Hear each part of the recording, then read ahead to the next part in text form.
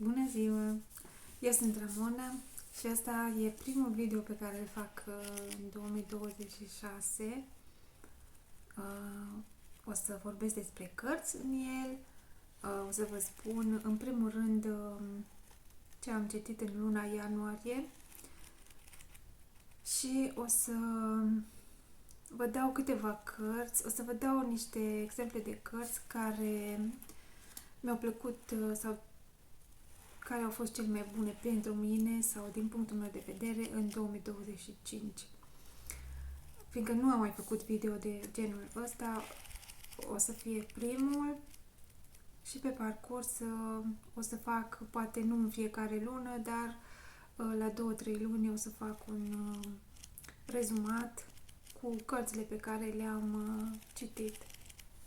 Așa că luna ianuarie a fost foarte lungă pentru mine, mi s-a părut că au trecut 3 luni în loc de una și din cauza asta cred că am și reușit să citesc așa de mult, am citit 6 cărți,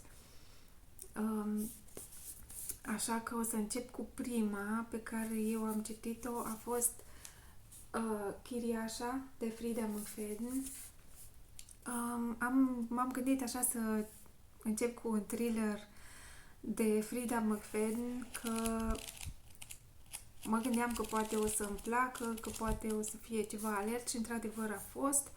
Avem aici protagonistul nostru care se numește Blake Porter și se trezește dintr-o dată că și-a pierdut slujba și că toată viața lui cumva se duce de râpă și nemai știind în ce colț să dea, a hotărât împreună cu iubita lui, nu mai știu cum o chema, dar în fine hotărăște ca să închirieze o cameră ca să poată să-și plătească mai departe ratele la casă și să descurce cât de cât cu banii pe care îi mai au.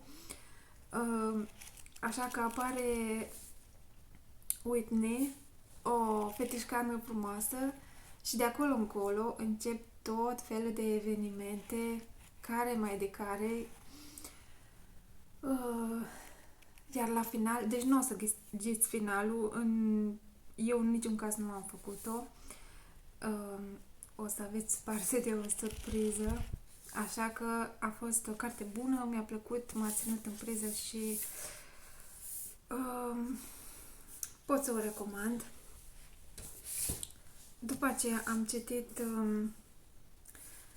Violonista, Harriet Constable, sau cum să o citim, nu știu. E o poveste despre o ficțiune istorică. O să avem o fată care nu a avut parte de noroc sau, mă rog, a avut nenorocul să se nască așa. A crescut într-un orfelinat. O să ne spune aici toată povestea, adică de când s-a născut și tot parcursul vieții ei și ambiția ei, pentru că orfelinatul deși avem aici Veneția în 1704, secolul al XVIII-lea, deși femeile nu erau îndemnate să învețe și să aibă parte de învățătură, orfelinatul la care ea a crescut le îndemna pe fete să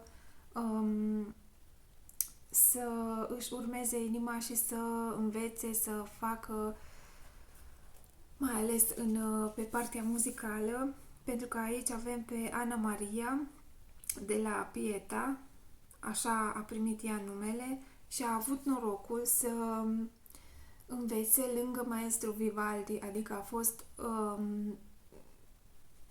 cum ar veni învățăcel chiar la maestru Vivaldi. Și vedem aici ambiția ei, cât de mult s-a chinuit și cât de mult a vrut ca să fie cea mai bună, să fie să aibă titlul de maestro și a reușit într-adevăr și aici vedem tot parcursul ei, tot ce a făcut ca să fie recunoscută, deși în timpul ăla nu se putea pentru că femeile nu erau văzute bine dacă excelau în ceva.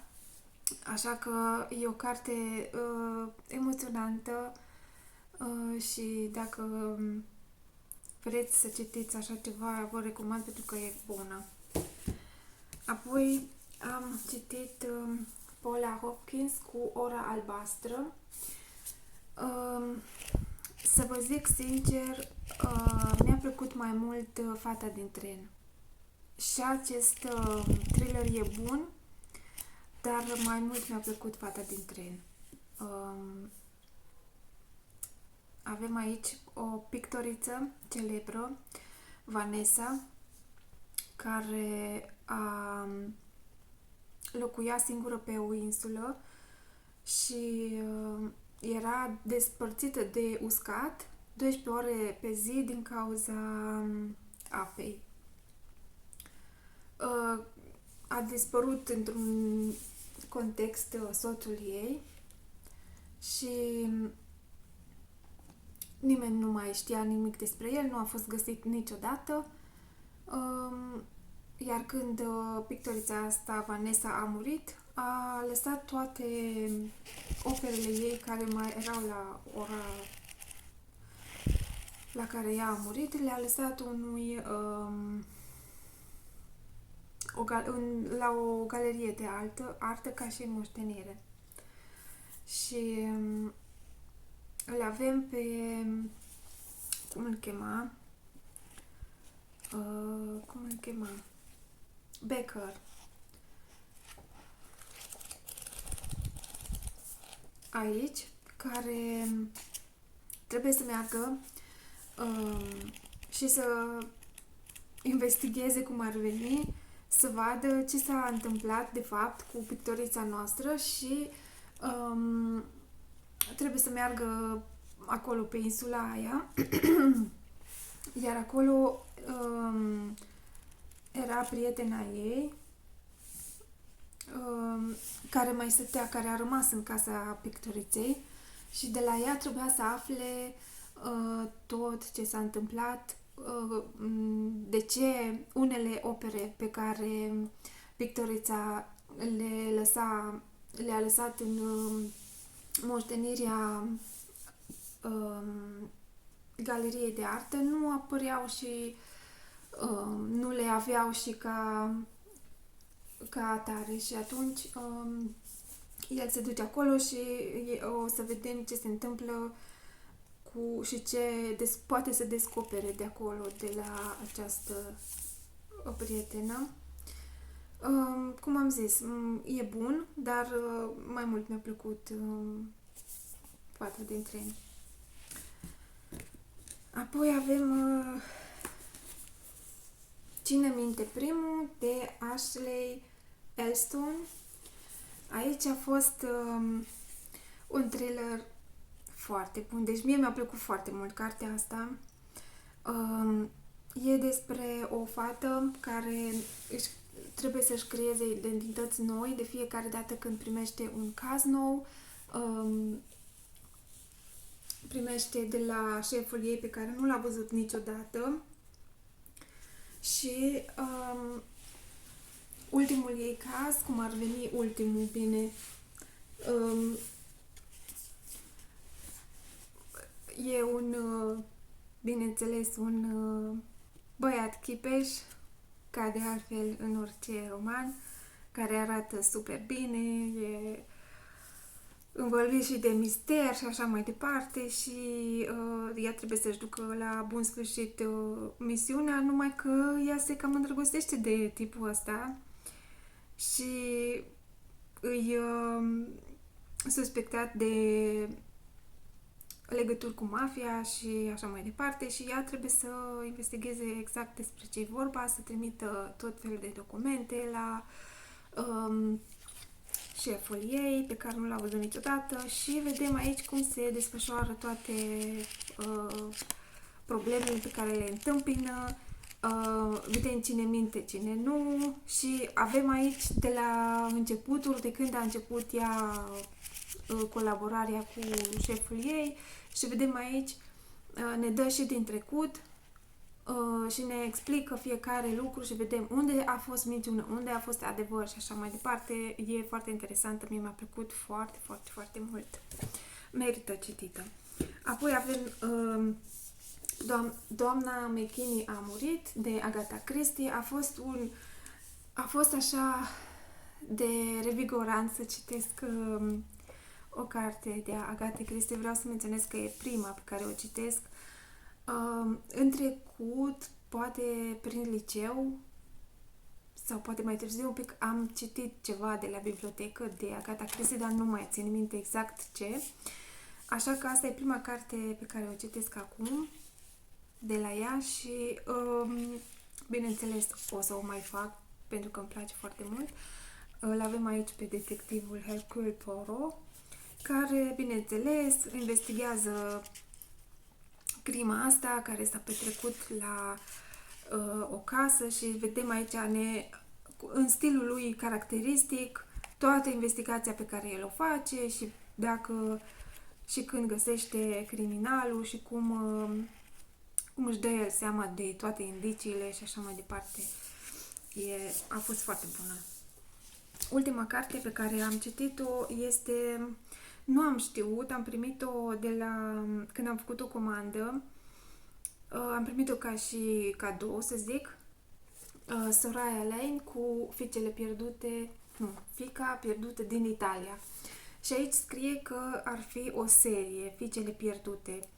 Asta ar fi prima și următoarea ar fi Fiica pierdută din Grecia, parcă.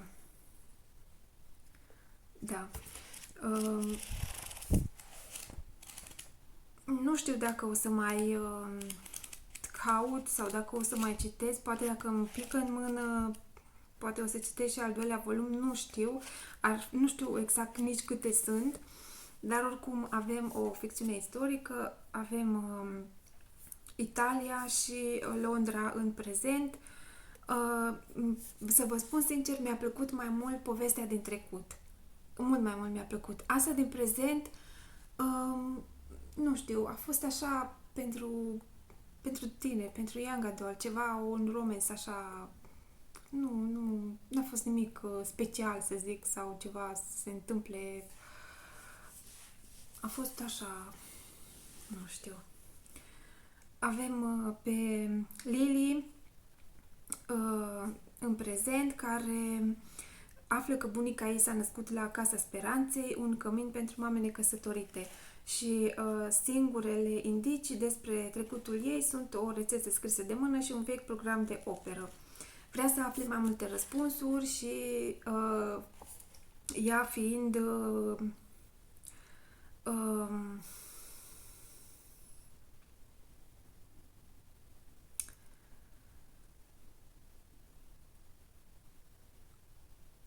lucra sau trebuia să înceapă lucrul la o podgorie de viță de vie și cu ocazia asta vrea să descopere și ce s-a întâmplat cu bunica ei și de unde a apărut cutiuța asta cu astea două hârtii pe care doar pe astea le avea. Nu știa absolut nimic despre bunica ei. Și așa că cumva ne duce în trecut și ne se spune povestea bunicii ei de exact cum s-a întâmplat, de ce a trebuit să lase în urmă astea două hârtii. A fost, cum am zis, a fost interesantă doar povestea din trecut. Asta din prezent mie nu mi-a plăcut în mod special. Așa că nu știu dacă o să mai citesc și restul. Ok. Și acum, pentru că v-am spus, astea au fost cărțile pe care eu le-am citit în ianuarie.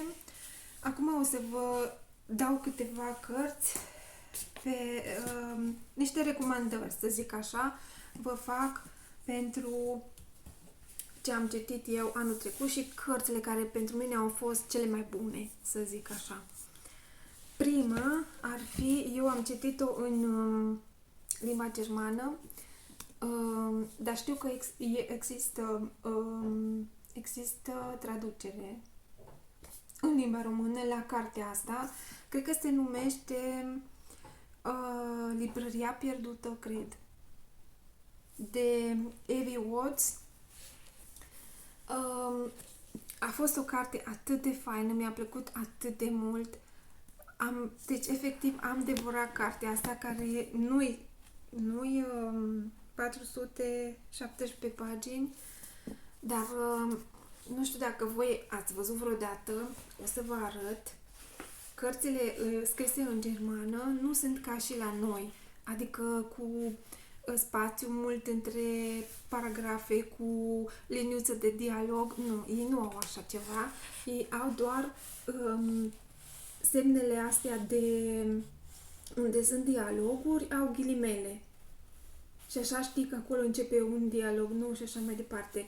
Într-un fel, e derutant așa, dar te obișnuiești. Adică eu m-am obișnuit cu scrisul și cu să citesc așa. Dar prima dată mi s-a părut ciudat. În fine, e vorba de... Aici iar avem o ficțiune istorică. Marta fuge într-un oraș din Irlanda ca să se ascundă, cum ar veni, să facă cumva să dispară trecutul. Îl întâlnește pe Henry, care caută un manuscris pierdut. Se presupune că Emily Bronte ar mai fi scris sau început măcar să scrie o carte nouă, dar pe care nu a apucat să îl mai publice și din cauza asta toată lumea îl caută, știind că dacă ar exista, ar fi foarte, foarte valoros. O avem în trecut pe Opaline, care tot așa fuge de trecutul ei și ajunge la o librărie unde omul care era acolo a murit și ea trebuia să preia librăria asta. Și, într-adevăr, găsește manuscrisul, numai că întâmplările de care are parte ulterior dispar împreună cu ea și nimeni nu mai găsește și nu mai știe și nu mai află ce s-a întâmplat. Și vedem și parcursul ei și apoi parcursul lui Henry și al Martei și cum încearcă ei amândoi ca să descopere manuscrisul și librăria pierdută. A fost foarte, foarte, foarte faină cartea și în trecut și în prezent ce se întâmplă, avem parte de realism magic, e super faină cartea, mi-a plăcut cel mai mult de anul trecut. Apoi avem aici Glasul pădurii de Liz Moore, asta mi-a plăcut iarăși foarte, foarte mult cartea, e atât de sensibilă și mi-a părut atât de rău pentru băiețelul care a dispărut. Aici avem doi copii care dispar dintr-o tabără de vară la 10 ani distanță, parcă, nu mai țin minte. Și vedem ce s-a întâmplat în trecut, dacă cine a investigat, ce s-a aflat, dacă s-a aflat ceva, ce s-a întâmplat cu părinții copiilor și așa mai departe. Și în prezent sora copilului care a dispărut în trecut a dispărut și ea. Vedem iarăși cine e implicat, cine nu e implicat și ce să descoperă și până la urmă ni se spune și ce s-a întâmplat cu băiatul. Mi-a părut așa de rău pentru el. Am sperat până în ultimul moment că o să fie un final fericit, dar nu. A fost foarte, foarte faină cartea, mi-a plăcut tare, tare mult. Avem apoi Lucinda Ryder cu Trandafirul nopții. A fost iarăși o ficțiune istorică atât de faină. O avem pe Anahita, o fată de 11 ani, dintr-o familie nobilă, de săracă, leagă o prietenie de o viață cu încăpățânata prințesă Indira, fiica privilegiată al unui maharaja indian. Ca însoțitoare oficială a prințesei, Anahita își urmează prietena în Anglia, chiar înainte de izbucnirea primului război mondial. Acolo îl întâlnește pe Donald Asbury, tânărul moștenitor al magnificului Connaught Asbury, și pe intriganta sa mamă. 80 de ani mai târziu, Rebecca Bradley, o tânără vedetă de film americană, are lumea la picioare, dar când relația ei turbulentă cu iubitul său de la fel de faimos ia o turnură neașteptată, ea e ușurată că ultimul său rol o va putea purta într-un sat îndepărtat englez. La scurt timp după începerea filmărilor la Conacul Asbury, Ari Malik, strănepotul Anahitei, sosește pe neașteptate, iar secretele pe care el și Rebecca le descoperă încep să deslege mistere întunecate care bântuie dinastia Asbury. E o poveste atât de extraordinară, atât de complexă, atât de profundă, are multe personaje fascinante, secrete care sunt atât de bine păstrate și apoi cândva dezvăluite și e absolut fascinantă cartea asta. Mi-a plăcut tare, tare, tare mult.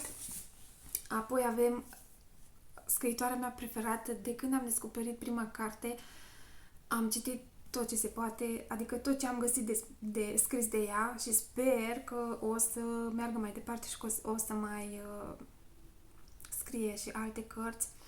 Kate Morton cu Întoarcerea acasă. Deci cam toate care vi le-am arătat sunt așa, cărămizi. Are, stai să mă uit câte pagini are, aproape 562. Și e scrisul destul de miculut, să zicem. Să vă citesc ce scrie aici.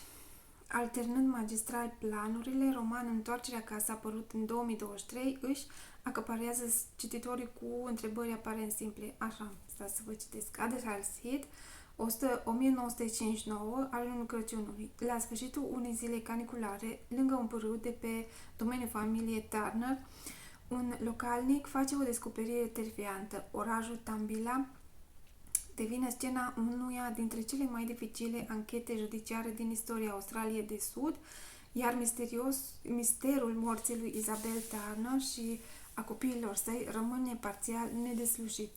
În 2018, după ce a lucrat o vreme ca jurnalistă la Londra, Jess are îndoieli în privința viitorului ei. Un telefon neașteptat o cheamă înapoi la Sydney, unde iubita sa bunică Nora, care o crescuse, a ajuns la spital în urma unei căzături ciudate.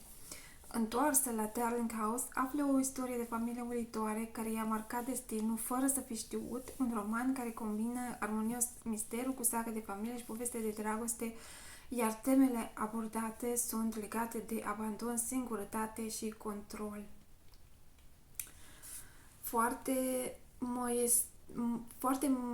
Nu știu cum să vă zic, misterul și construcția cărții. Deci atâta de... Nu știu dacă ați citit vreo carte de a lui Kate Morton, dar toate pe care eu... Are 7 cărți în total, toate sunt ficțiune istorică, dar sunt atât de fain construite. În prima fază, prima carte pe care am citit-o a fost Ceasornicarul, sau Fica Ceasornicarului, așa. Eu n-am înțeles prima dată când am citit cartea aia, eu n-am înțeles cum trebuie să citești, adică era un capitol din trecut, un capitol, cred că a fost prima carte pe care am citit-o în felul ăsta și prima dată nu m-am prins cum e aici, acum, adică odată te întorci în trecut, după aia iar ești în prezent, nu mai știam unde e așa, dar e atât de fain. Stilul ei de a scrie e atât de fain și așa de bine te prinde, încât pur și simplu nu poți să lași cartea din mână. Așa că dacă aveți cărți de Kate Morton sau dacă nu știți dacă să le cumpărați sau nu, vă recomand de suflet pentru că o să vă placă foarte, foarte mult, mai ales dacă vă plac ficțiunile istorice. Mai am aici tot o ficțiune istorică, Ruta Sepetescu, Printre tonul cenușii. E o carte atât de sensibilă și am plâns, ca să vă zic sincer, la cartea asta.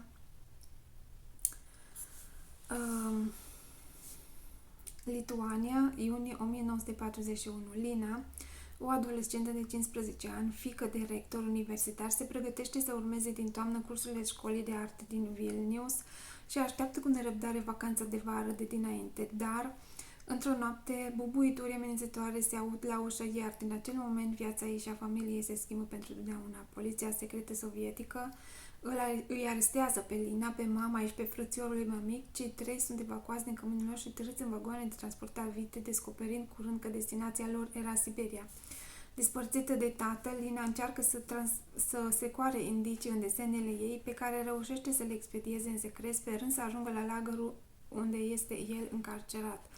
În această sfârșitoare și tragică poveste, Lina se luptă cu disperare pentru viața ei și a celor apropiați cu singura armă de care dispune, iubirea.